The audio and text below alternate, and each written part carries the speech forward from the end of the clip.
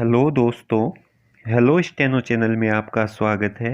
अगर आप इस चैनल से पहली बार जुड़े हैं तो चैनल को सब्सक्राइब ज़रूर कर लेवे और अगर ये वीडियो आपको पसंद आ रहा है तो लाइक का बटन ज़रूर दबाएं।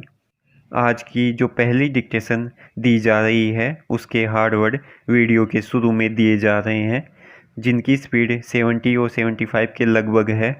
वे इन हार्ड वर्डों को पहले देख ले ताकि जो 80 की स्पीड दी जा रही है उसमें उनके हार्ड वर्ड नहीं छूटे।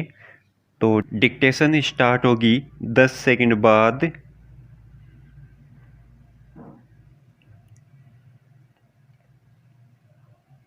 स्टार्ट। आज युद्ध की सूरत में चीन को पाक व नेपाल का भी मजबूत साथ मिल सकता है विराम, पर इस डर से हम हाथ पर हाथ रख कर भी नहीं बैठ सकते विराम पैरा।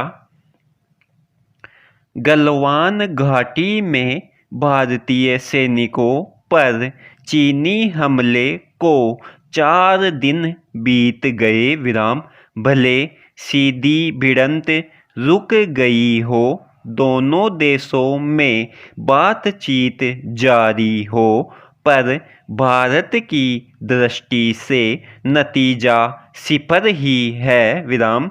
चीन वही जमा है जहाँ तक वह बढ़ आया था विराम। हाँ, यह उपलब्धि जरूर है कि हम चीन के कब्जे से अपने 10 बंधक सैनिकों, जिनमें 4 अधिकारी भी शामिल है, को छुड़ा लाए विराम। लेकिन मुठभेड़ प्रभावितों के मंगलवार की सुबह और अब तक के आंकड़ों का फर्क देखकर दिल दहल उठता है विराम। भारत के लिहाज से देखें तो इन 4 दिनों की वार्ता में हमें क्या मिला विराम। जो सैटेलाइट चित्र आ रहे हैं वे यह पुष्टि के लिए काफ़ी हैं कि 6 जून को हुई कोर कमांडरों की बैठक से लेकर मुठभेड़ के बाद के 3 दिनों में भी चीन ने वादों से मुकरते हुए अपनी स्थिति को मजबूत ही किया है विराम। इसमें कोई संदेह नहीं होना चाहिए कि हमारी सरकार भी हर दृष्टि से तैयारी कर रही होगी, पर चीन की कुटिलताओं का 60 साल का अनुभव डराता है विराम।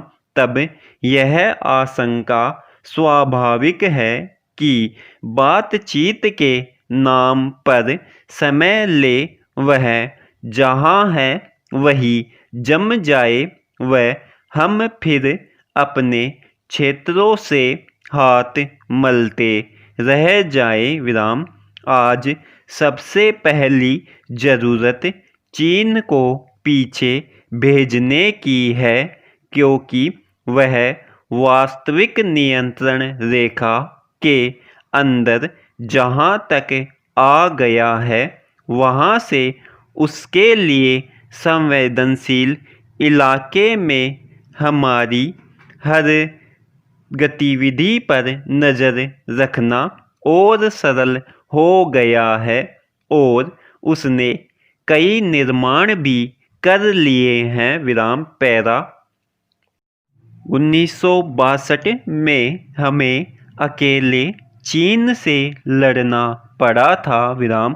आज तो युद्ध की सूरत में चीन को पाक व नेपाल का भी मजबूत साथ मिल सकता है विराम, पर इस डर से हम हाथ पर हाथ रख कर भी नहीं बैठ सकते विराम। हमें जो भी करना है बिना समय जाया किए करना है विराम, फिर चाहे वह अंतर्राष्ट्रीय समुदाय के सहयोग से हो या सीधी सैन्य कार्रवाई से विराम, चीन का अपनी मूल स्थिति पर वापस लौटना सुनिश्चित किया ही जाना चाहिए विराम। इसमें कोई शक नहीं कि 15-16 जून की दरमियानी रात गलवान घाटी में जो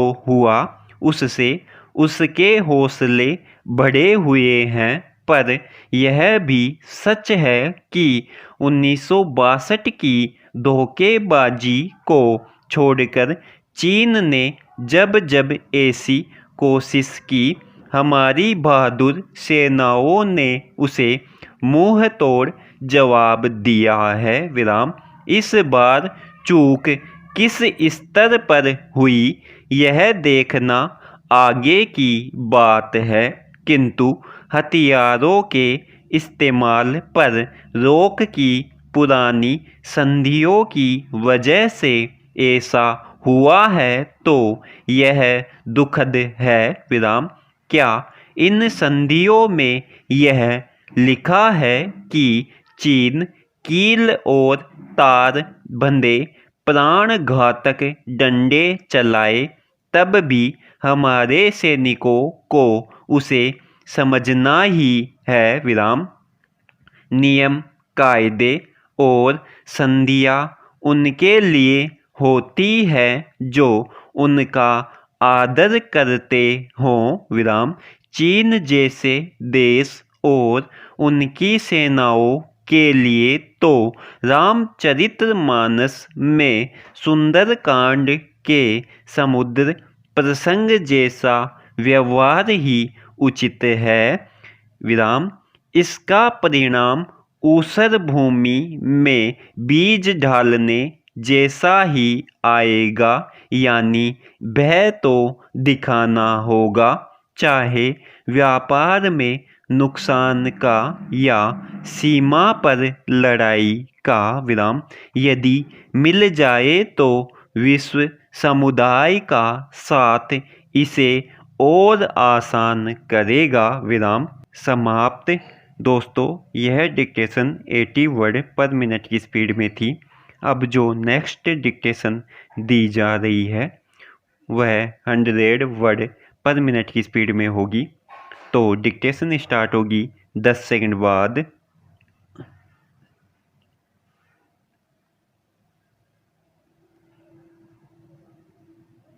स्टार्ट। महोदय, दूसरी बीमारियों का इलाज शीघ्र हो सकता है, लेकिन इसका नहीं, क्योंकि एक डॉक्टर जिंदगी में बहुत सारे मरीजों को नया जीवन दे सकता है, परंतु बेरोजगारी को समाप्त करने वाला कोई डॉक्टर एवं न ही कोई दवाई तैयार हुई है विराम। प्रसिद्ध भारतीय अर्थशास्त्री यह बताते हैं कि बेरोजगारी की समस्या एक गंभीर रूप धारण कर चुकी है एवं निकट भविष्य में इसके और अधिक गंभीर होने का भय है विराम। यह मनुष्य के लिए गरीबी, समाज के लिए पतन एवं राष्ट्रीय साधनों का हानि का प्रतीक है विराम। राष्ट्रपति श्री राधाकृष्णन यह कहते थे कि पढ़े लिखे वर्ग में सामूहिक रूप से गरीबी एवं बेरोजगारी तोड़ फोड़ की रुचि को जन्म देती है विराम। यह व्यक्ति को गरीब ही नहीं बनाती अपितु बुरा भी बना देती है विराम। नेहरू के अनुसार लोकतंत्रीय देशों में बेरोजगारी के लिए कोई स्थान नहीं छोड़ना चाहिए विराम। यदि हम सारे संसार पर एक नज़र डालें तो कोई भी देश इससे बच नहीं सका है विराम, लेकिन विशेषकर पूंजीवादी देशों में बेरोजगारी विशाल है विराम, जबकि समाजवादी देशों में यह एक नाम मात्र समस्या है विराम।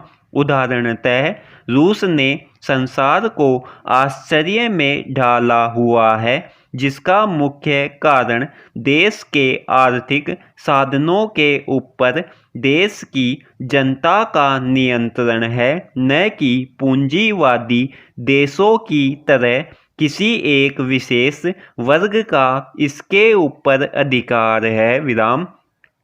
इस कथन में पूर्णतया सच्चाई है विराम। बेरोजगारी की समस्या को जन्म देने वाले मुख्य तौर पर पूंजीपति ही हैं विराम। विकासशील देशों में यह समस्या सबसे खतरनाक है, क्योंकि यहाँ पर न तो मानवीय संसाधन न ही मशीनी साधन पूरी तरह विकसित हैं विराम। प्रत्यक्ष बेरोजगारी एवं अप्रत्यक्ष बेरोजगारी भी इसी में ही है, जो कि हमें दिखाई नहीं देती है विराम। देश में बेरोजगारी होने के कई मुख्य कारण हैं विराम।